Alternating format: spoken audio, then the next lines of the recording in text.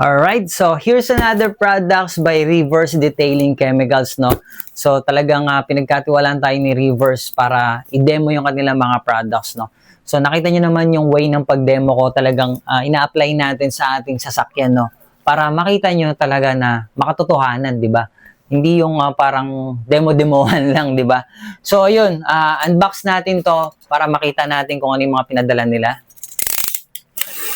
Alright, so ganito yung itsura guys, no, kapag order kayo kay Reverse Detailing Chemicals, no. Naka-bubble wrap yan. Alright, so ito na nga pala lahat guys yung pinadala na products sa atin ni Reverse Detailing Chemicals, no. So napakaganda ng mga products nila, very effective and ang bango ng mga ano nila, no, diffusers. Okay?